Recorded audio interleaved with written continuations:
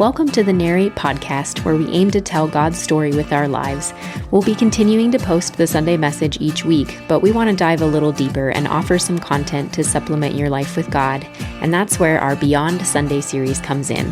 Join Adam and Narrate staff as they provide thoughtful discussions, ideas, and interviews that go beyond the message you'll hear on Sunday.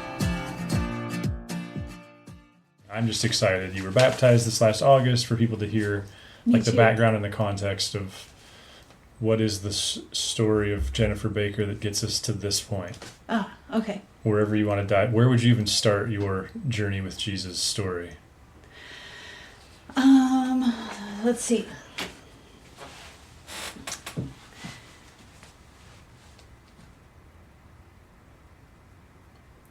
I guess back when I was in junior high, I was introduced to a positive version of Jesus through a youth group, and really enjoyed that. But the family of origin stuff, mother was against organized religion quite vocally. Father or stepdad, who I was living with, was Catholic, and I remember praying around the table when we were younger, but that I think ceased after some time, probably due to the being against the mother being against organized religion. Okay. Anyway, so for the youth group, I think I started going and when it was bike riding weather, so I could ride my bike there. But as soon as rides from parents were necessary, that kind of ended. Where did you grow up? This was in Colorado. At the time. Wow. Mm-hmm. We kind of hopped around different states, just nomadic parents, not necessarily military. Oh, okay. So fast forward to the most difficult time in my life. I was going through a house remodel, and it went horribly. The contractor ran me out of money, and so I was like, what do I do now? And I was getting ready to go on vacation, and some Mormon missionaries came by, and I was like, I wanted to hear what they had to say, which was really unusual because in Utah, which is where I was before moving to here, our family was very ostracized for not being Mormon. And so to be open-minded to some Mormons coming by was interesting. I kind of surprised myself being interested in that, to what they had to say. So I'm like, I'm leaving, but come back in a week and we'll talk. And something about them, and then they also asked, when I came back, they saw what was going on, they asked if they could help. And something about them being representatives of God, so to speak, them helping was okay versus other people helping me was not okay. Looking back, part of what was going on was God was trying to teach me a lesson to be able to accept help. So I would go through it again, just to having God brought into my life, as well as to learn how to accept help. My mother went through a difficult divorce herself and raised me to be very independent. And so asking for help was a scary thing. Okay, wow. Except God was okay to these representatives of God were okay to, so that was kind of okay, that's interesting. So anyway, so they went through their Mormon missionary teaching process. I was really enjoying what they had to say, and finally it came to a point of, I was like meeting with them once a week or something like that. It came to the point of, would you go to our church? They invited me to their church, and I went there, and it just really didn't feel right to me. There was some older gentlemen some stodgy older gentlemen up front, and no women up front, and the women are kind of subservient, it seemed like, around, and it's just not an equal balance, if you will. And I didn't feel welcome necessarily. I don't know. it just didn't sit right. They had walled off all the windows in there. There was no beautiful. There's like a beautiful where the where you would speak in that church. There were some big bay windows that they closed all off, and the side windows were all closed. I just feel I don't know. Interesting. So they came back, and they're like, well, "What did you think? What did you think?" And I'm like, "I'm sorry, you guys. It's not right for me. I really appreciate your introduction, but this is just not right for me." And they were very sad about that because they thought I was going to go to a second level of heaven, not the first level. And I'm like, "I'm so sorry, I don't believe that." You know, like, so at that point I started church shopping in earnest and ended up at... How old were you during all of this? How long ago was this? This was 7 to 10 years ago. Wow. Something like that. Huh, okay. So I started church shopping in earnest at that point. And landed at St. Paul's because I'd been there a few times before and enjoyed it. And it was at that point where I wanted to get more serious. It wasn't just like just coming on occasion. I wanted to get more serious. So I asked Marianne, who was a pastor at the time, about getting baptized. And you and I've talked about this, but she's like, oh, that's not important. And I was surprised by that, and I still wanted to get baptized. So that was just kind of in my heart, in my journey. And were you studying outside of this, or I mean, what was like? Where did that even notion of baptism come from for you? How did you even know about it to ask about it? I don't remember. Okay, huh? I just knew it was maybe from the in the sermon. I've heard it talked about in the sermons, or okay. I mean, it's sure. kind of baptism. I'd known friends or others in the church who'd been baptized and was feeling, and I had never been as a child, and so it fascinating. Felt important to. I mean, because you were almost completely unchurched. I mean, you went to youth group a little bit. Right. So God's really stirring in you. Yeah. Yeah, definitely. So she told you didn't worry about being baptized, and I kind of interrupted your train of thought. I'm sorry. So then where'd you go from? What happened from there? So I continued with that church. Marianne retired, and they went through several different pastors, and I held up through one pastor and then couldn't handle the other one. And at the same time, was going to Narrate, double timing it at Narrate. And so then I switched full time to Narrate. And then each year went past, and Duncan Dine came up. And I'm like, maybe this is my year. No, that's not my year. And you were just determining that just by your own kind of internal sense of you and God, and like, and then my niece started becoming interested in Jesus' teachings, and so I'm like, okay, let's do it this year, Hazel. You know, let's get baptized together as a means of putting the past behind us, and then I thought, well, maybe Hazel's mom or my sister Kristen could join the three of us, and we could really put the past behind us and heal all of our relationships, and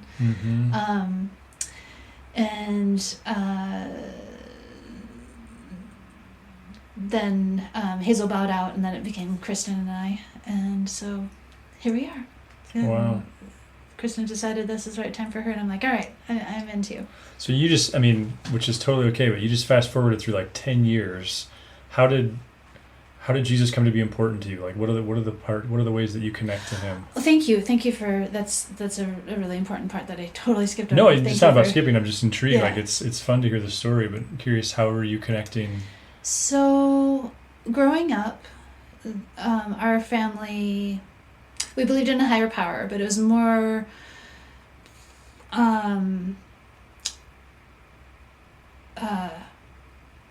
Eastern philosophy, like like we believed in the universe. We didn't say God, we said like the universe, or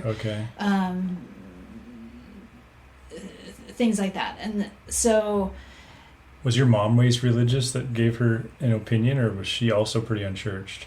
She was anti-organized religion. Her whole life. Like any reference of Jesus or God, that was. So she was even raised that way? I think she was raised in a church, and I can't remember which. That's okay. I just was curious. Yeah. And I don't remember. I'll have to ask her just subtly what her bad experience was that led her down that path. Anytime people are involved, like for sure, people sin, and you put. can't throw the baby out with the bathwater, sort of a thing. Yeah. But anyway, but in the context of which I was raised, anything you did, you had to do yourself. Like, there wasn't any help with that. And so the thing that was most appealing to me about Jesus is that all the help that's there, that was mind-blowing to me and so attractive to have a friend and a guide and this huge helper. That was otherwise all left up to me. Any sort of improvements I wanted to do for myself. I'm always working on growing and improving. And so that was all up to, you go to the self-help section, and that's exactly what it was, is yourself, not this huge, gigantic, all-powerful being helping you. So that's what, going back to the whole house remodel thing, I needed to not only accept other people's help, but most importantly, I needed to accept Jesus's help. Wow. So that was really a core experience for you in your formation. Huge, yes. Wow. The worst experience of my life is the best. And wow. Yeah. How does that play out for you day to day? Like, what are the practices that keep you most connected week in, week out, day in, day out to Jesus? Like, so what are your habits? Growing up, being raised so independently and so like it's all on you to do whatever you want to do in your life, that's probably my biggest challenge, is to pray first and to ask for help first from God. And it's not your native posture towards life. It is not. Oh, wow. The more I practice it, the more it becomes that, and the easier everything becomes, right?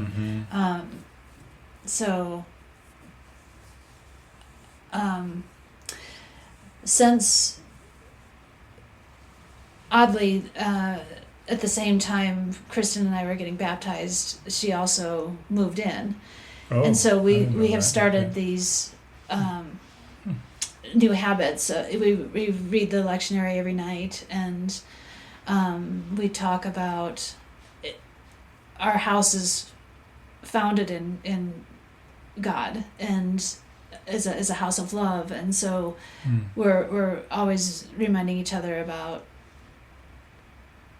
things. She's like as she was preparing for coming to this, she said, I prayed to speak from my heart and to speak into what God wants people to hear. And I thought it's so inspirational. So just when you talk about daily practices, just having people around you who are practicing Jesus' teachings and learning together. And that's really cool. I didn't even know that you guys that she'd moved in. That's very kind of you. Yeah, it's and for her to do that too. It's improved my life in ways I had no idea. Whoa. Yeah. How come? I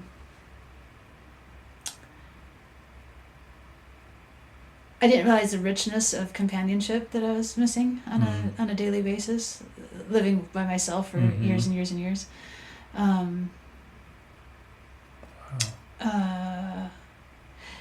Again, a companion to practice Jesus' teachings with, to go to church with, to talk about it afterwards. Wow. The weight that was on my shoulders as a single person, owning a house and all the rest of the things in life that could seemingly get you at any corner. Just having somebody else in the house feels supportive. Wow. Instead of all the weight on my shoulders. That's really cool. I mean, it's not all on my shoulders. There's God there too, but to have a physical presence and just somebody to go, hey, is this weird? Just somebody to bounce things off of, especially somebody safe and comfortable and trustworthy and all those good things. It's really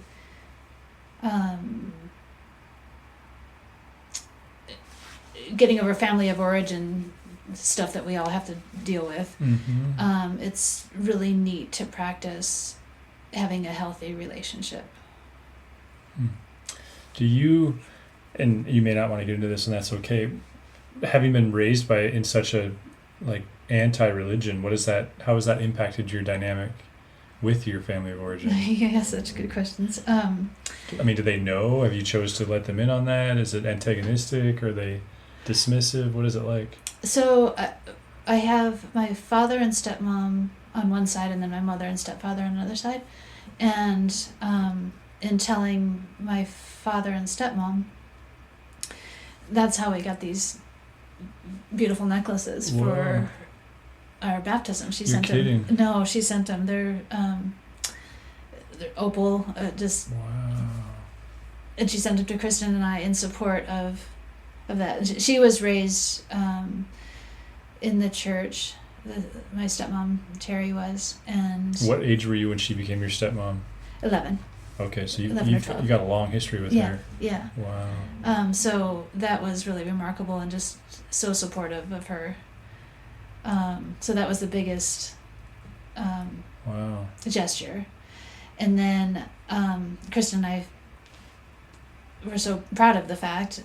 We felt it necessary we wanted to share with the rest of the family too, and just kind of held our breath as we did so. And it was really kind of like they weren't sure what to say to somebody who got baptized, so but they ended on congratulations. Okay. And cool. So and my dad, my stepdad, having been raised in the Catholic Church, said welcome to the fold. And so said they were surprisingly supportive. I wasn't thinking it would be met with that. It was surprisingly supportive. Something tells me he probably learned to be pretty covert and low-key with his faith a long time ago. I think you're right. Yes. Yes, I think. I think you're right. And I'd like to have more in-person conversations with him when we get together in person. But and they moved away. They're don't have any immediate family here other than Hazel and Kristen. Okay. The mom and stepdad moved to Oregon, as did our other sister. Okay. Kristen's twin. Who's also 10 years younger than you, is that right? 8. They're 8 Okay. years younger than me. Mm-hmm. Yeah, wow. And then, the father and stepmom live in Florida. Okay. Yeah. Wow. It's really neat. It's interesting to hear that it must not be a coincidence, all the growth that you're experiencing, or even just the growth of joy and the fact that you have someone to share your faith with. Yeah. Because we've so individualized faith, but it obviously is just not supposed to be that way. No, very, very much so. And I really appreciate, that's a concept that comes up every Sunday. Yeah. The community. Sure. Yeah, good point. Yeah.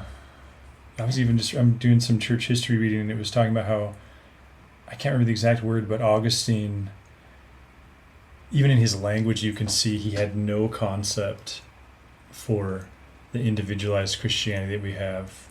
Like it was like, he even referred to the Trinity as the fellowship of God. And just this, the communal nature that, I think on the one hand, we all are probably somewhat aware that Western culture has gifted us with individual, you may not have had the chance to pursue Christ in a different era, or at least without higher cost, right? Sure. So individualization has obviously some value, but it makes sense. I didn't realize that you and Kristen were living in the same house and getting to share those practices.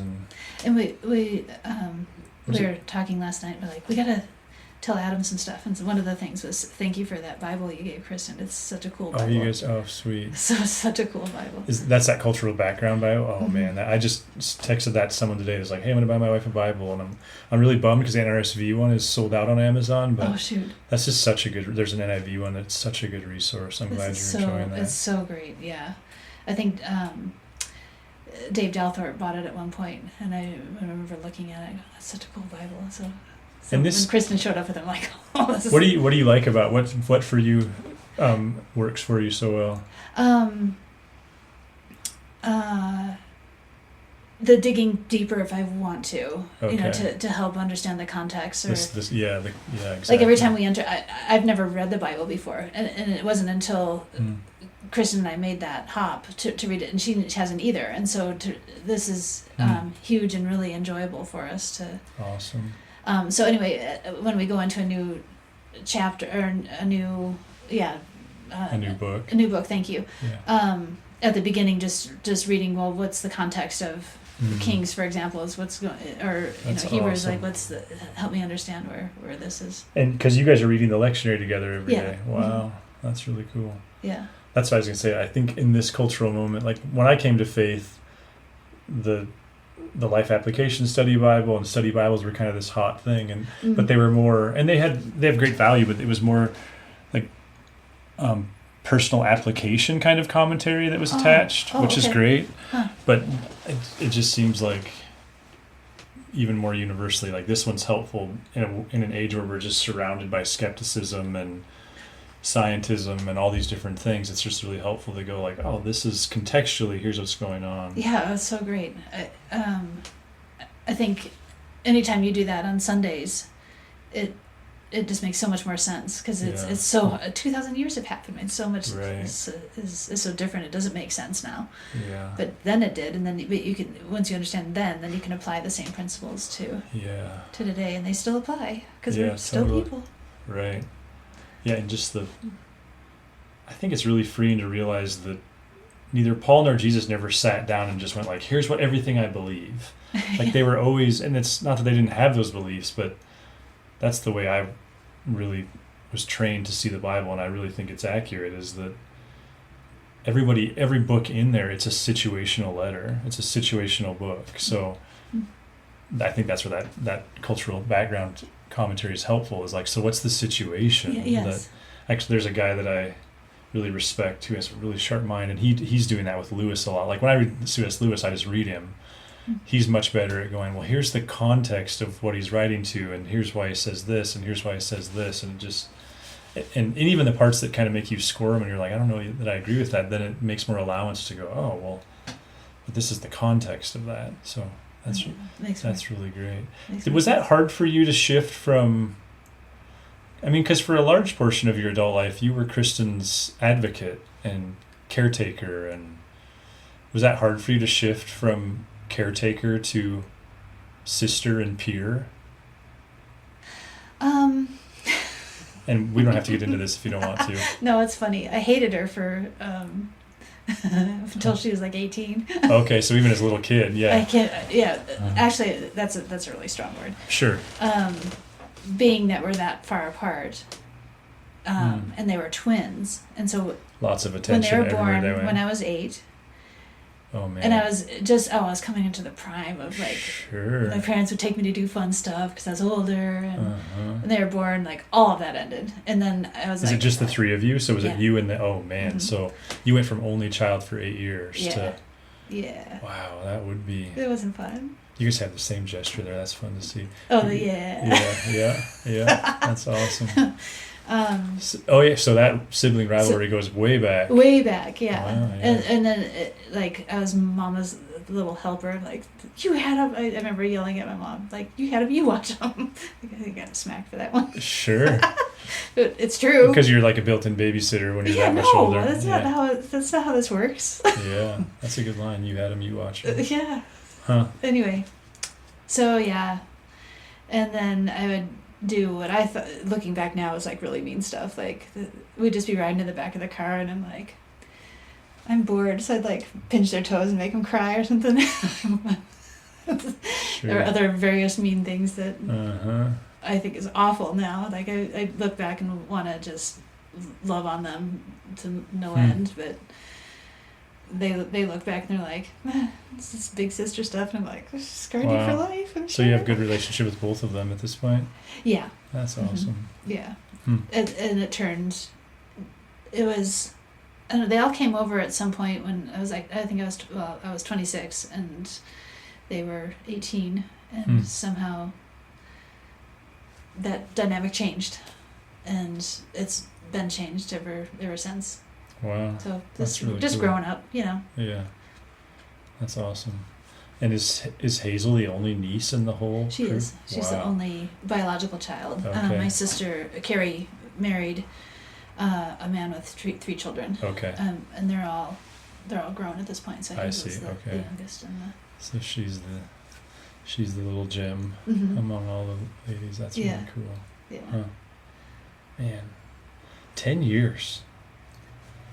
Like 10 years ago since you started walking through the door. That's wild. I didn't realize it's been that long. Yeah. I guess we're both getting old. So was it 10 years since I walked through the door at Narrate? Yeah. Since I met you? I would say... Or was it 10 years ago when the Mormons started showing up? Yeah. Okay. Yeah. Also super cool how God just even used them to Yeah, I'm so... stir you up. Yeah. Or even you were stirring and God sent you them. I don't know. However it happened, I was just glad I was open-minded. Yeah. Because, man, the ostracism and the Kristen and Carrie experienced it far worse being in elementary school. I moved there my senior year. To Utah? To Utah. Oh, okay. And they experienced it far elementary school, cruel elementary school years. Right, So, and then added the fact that you're not Mormon. yes. Okay. Yeah. Yeah, so it was just, I just kind of stuck to myself mainly. I wasn't ridiculed necessarily as a high school student and beyond, but there's definitely a line of who is and who isn't. Okay. But they were in elementary school were actually cruel. So I was just happy I was open-minded to. Yeah.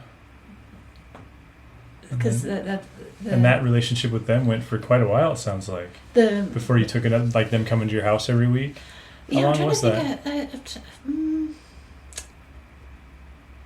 want to say like at least 4 weeks. Huh. And then they invited me to their church. You must have Maybe like really 6 been years. seeking to walk into a 6 church. years. Excuse me, having not been to one in a couple decades, it sounds like, and wow, that was very courageous of you. Just curious, yeah. It just felt really nice, and yeah, I knew Jesus was definitely a friend and somebody I wanted to learn more from, and it was a door that opened, a huge door, unexplored door and path. I just needed the right place to.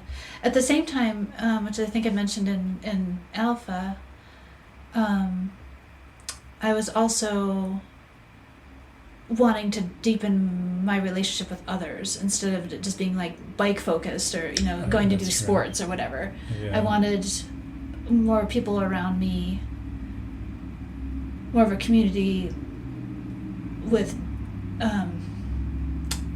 deeper conversations, deeper values. Do you feel like you've accomplished that? Yes. Yeah. Yeah. Huh, that's awesome. Yeah. Oddly, my friendships have, well, I guess I quit doing things more, being part of like a bike community, but I have tight friendships that have come out of that. And so, like most of the things I do now are on a level of depth that is where I prefer to operate. I'm not a surfacey person. Wow, that's Try really to cool. exist on a surface. Do you still ride your bike? Oh yeah, yeah, that'll never stop. Yeah. Gotta get Kristen into that. She She likes to keep things. She has a bike. Right. She just likes to hippie walk through the mountains. Yeah, which is all right. Yeah. Cool. Is there anything else you were hoping to dive into that I haven't asked? No is okay. I just didn't want you to leave going like, oh, I was really hoping that I could share this.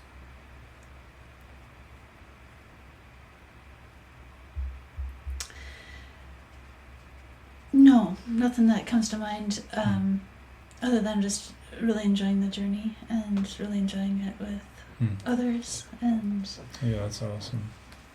Thank you so much for your leadership in there. Thanks for the way you show up. I appreciate you have you're quiet in a room, so it's fun to hear that you're like very connected and deep in your soul. So it's been fun. Good. Yeah, I just walk through and see you cleaning toys in the basement of the nursery, Yeah. which I'm assuming comes with really great conversation with Gay as you do. Yes. So yeah, that's awesome. That's how that all started. Yeah. I just want to spend more time with Gay. It's So, also neat. clean toys with her. Without getting into the details, I know that you've been a very faithful sister to Kristen and your niece. So good job. Thank you. Yeah. Thank you. There's a lot of give there. There. That's something interesting. So, when that was definitely a calling of God to do with Hazel, and I'm like, how am I going to become a parent? When was that? It was 4 years ago. How's that going to work out? And when God, it's such a true thing. When God asks you to do something, He will empower you to do it, and all of that was God empowered. It was really neat to watch Him come alongside, and yeah, that was really cool. Yeah, it reminds me a lot of that C.S. Lewis statement in Screwtape Letters, where essentially he's saying, don't focus on what you feel, focus on what God's asking you to do next. Seems like you did that very well. So good job. Thanks. Yeah. Thanks for sharing your story, letting us celebrate baptism with you. If you'd like to learn more about Narrate Church, find us online at narratechurch.org. You can also look us up on Facebook or Instagram. Thanks for listening.